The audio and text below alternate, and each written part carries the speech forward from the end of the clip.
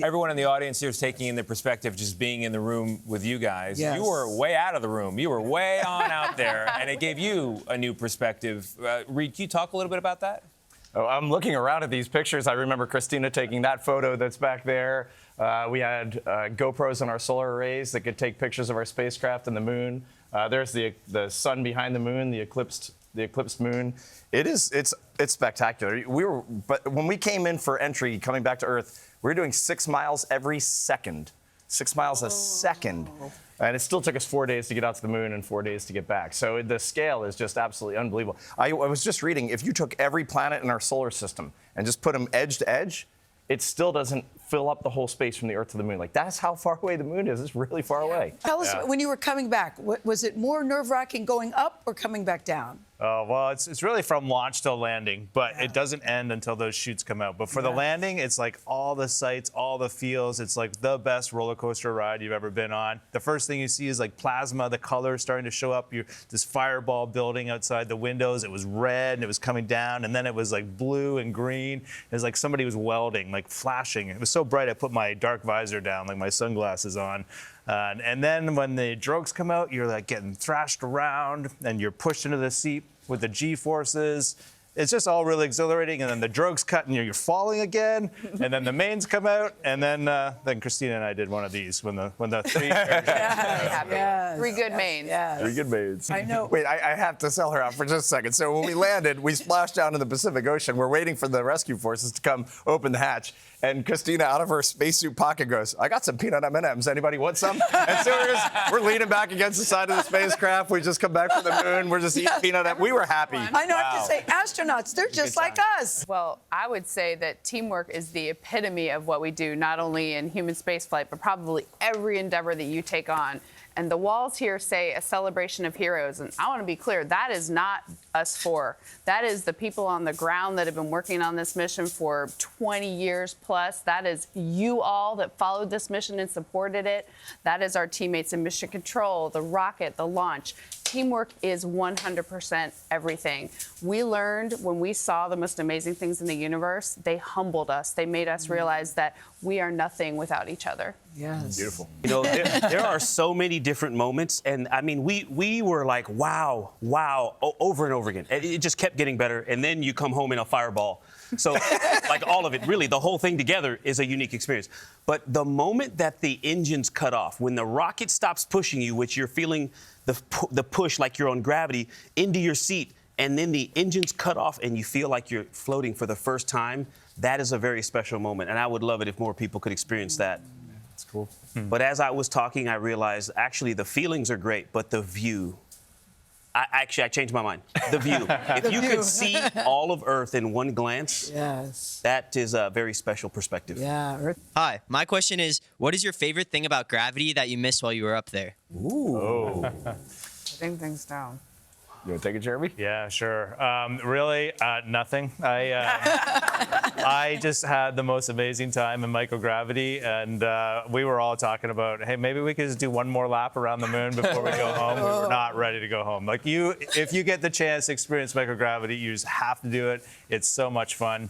And yes, things are a little harder, like all the little life chores, you know, going to the washroom and taking care of your body. All that stuff's a little harder in microgravity, but it is just so worth it. So in the middle, this is the first time humans had flown the spaceship.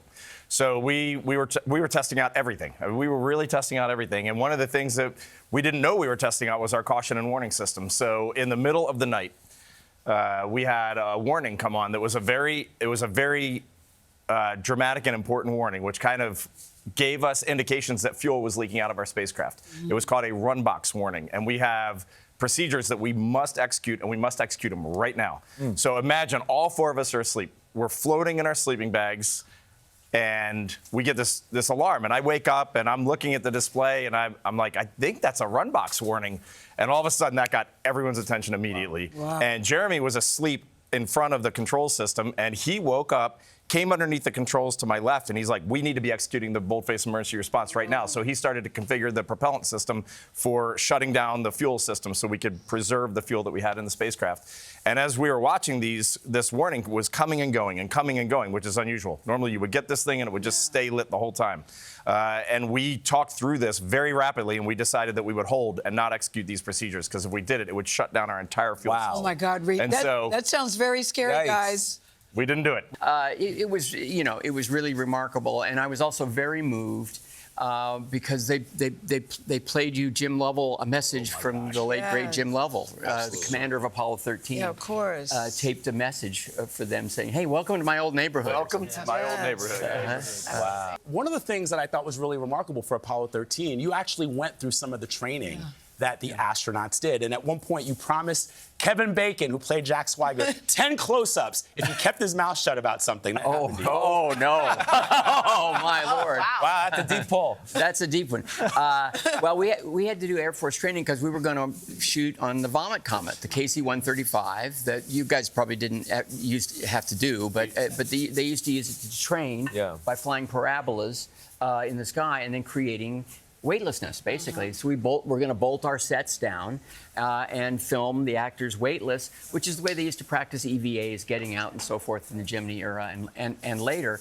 But you had to do flight training, parabolic chambers and all this sort of thing, including a physical. And this is the embarrassing part. I have vasovagal, which means you can faint. And when they take your blood, sometimes that happens. You just pass out. Well, I also was supposed to give a urine sample. And so my bladder was full. You see where this is going. I fainted. Kevin Bacon happened to be in the room. I let go. Suddenly, I wake up and my pants are wet. Kevin looks at me and I said, "You get 10 extra close-ups in this movie if you keep your mouth shut." Which he, Guys, Were you on our crew? Yes. Did that happen? Let's just say, you know, with the toilet actually didn't fail. It was the venting system that emptied the tank. With the challenges that we had, we were constantly thinking about the constellation Orion. Oh, yeah. Guys, do astronauts ever get airsick? Do you? Oh, absolutely. You do? We're all human. Space motion sickness is very real. Okay.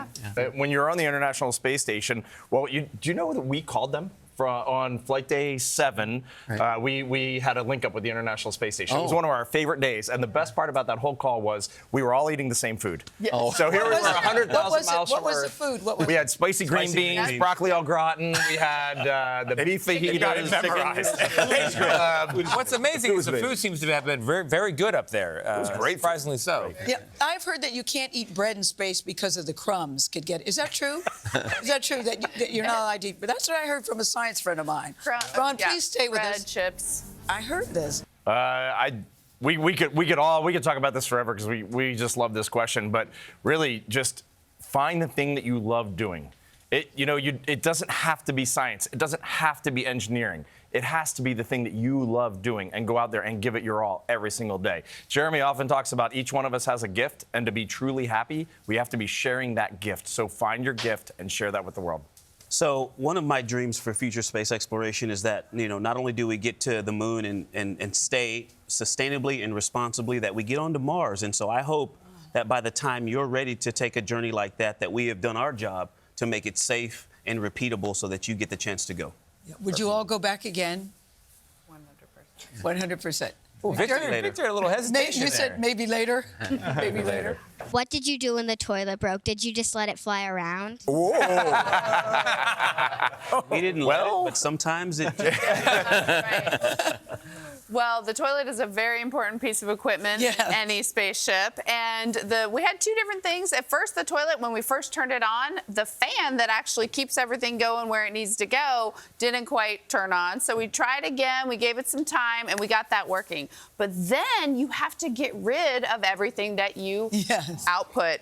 And we do that by venting it into space. And that actually clogged up. So we had a different way of going to the bathroom, and we didn't need to we used a secondary vent. Every thing on the spaceship usually has a backup system. So luckily, the engineers planned for that, and we used our backup system, and we got through it. It wasn't as easy as our fancy, good toilet, but we made do. How do you stay clean up there? Do you take showers, bird baths? What do you do? Yeah, pretty much. baths. I love that Bird term, baths. the Bird bird bath. bath. Yeah, actually, I think showers in space are great. Floating, Yeah, water, yep. I wonder what that's It's like, very Nate. nice. You know, Good question. Amaya, thank you for the question. And I will tell you, one of the things about swinging for the fence and trying to, hit a home run when the game is on the line is, if you think about that can add pressure and make you not, go up there and play your best game. And so I focused a lot on working with this team and trying to be a good teammate, trying to be a good teammate to them and also receive from them their good teamwork. And I think one of the reasons we were as successful as we did is we spent a lot of time thinking about us and not me individually. And so I would answer this by maybe just making a visual lesson here that I spent a lot of time thinking about this patch and not this patch. And now we get to be here and we get to talk about it, though. Yes. I love when you say Very nice. great answer. I love that, Victor. Jack, our amazing little buddy. Now, we first met you at the Artemis II launch. Jack, your enthusiasm for the mission, it just won us over. But Jack, we heard a little something from your mom that you got your spacesuit a little dirty the other day. So the Artemis II crew, they wanted to surprise you with something. Christina? So, Commander Jack. Oh. First of all, it's great to meet you, and thank you for being there at our launch. And I was wondering if you would like to have a spacesuit that matches the one that we wore on Orion. It's orange. Check it out. And we signed it for you. Wow. And look, it says Commander just like yours, so you can still my keep your God. title. And Christina, it's signed. It You is. signed Each it. of us signed this. It says NASA. It does. It says NASA just like that one. We would like to have you on our team. What do you think?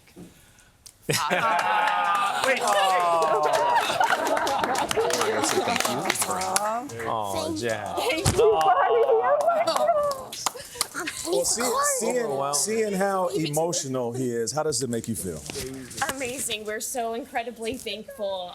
Jack has been hugely inspired by this mission and by all of you. So thank you so much for everything you're doing. Obviously not just for Jack, but for all of humanity. No, thank you. Thank you.